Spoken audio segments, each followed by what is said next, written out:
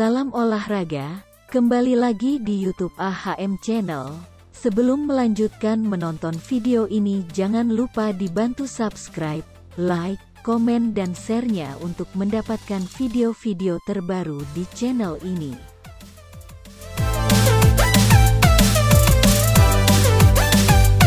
Manajemen PSM Makassar dipimpin langsung Owner Aksa Mahmud bersama asisten pelatih dan beberapa pemain menyambut Bernardo Tavares bersama Paulo Renato sang asisten.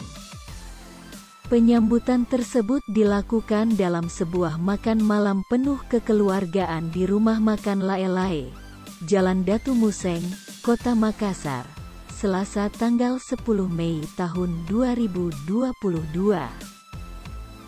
Selepas bersantap, manajemen mengatakan, pihaknya optimis pelatih mampu mengangkat prestasi tim pasukan Ramang. Pokoknya musim ini kita wajib berada pada jajaran tim dalam perburuan gelar juara Liga 1. Dan tentunya juga dapat membanggakan Indonesia pada AFC Cup. Manajemen berjanji akan memenuhi permintaan pelatih terkait dengan pemain yang dianggap memiliki kecocokan dengan pola permainan yang diterapkan. Terkait dengan pemain, baik asing maupun lokal, tentu akan kita datangkan sesuai kebutuhan tim pelatih. Sementara, Bernardo Tavares belum dapat berbicara lebih jauh terkait dengan target juara ke depan. Pasalnya, ia baru akan memulai latihan. Tentunya kami sebagai pelatih kepala di sini mengutamakan proses dan bukan pesulap.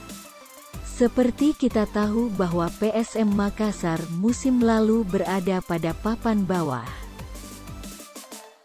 Itulah akan menjadi perhatian untuk peningkatan prestasi ke depan, jelasnya.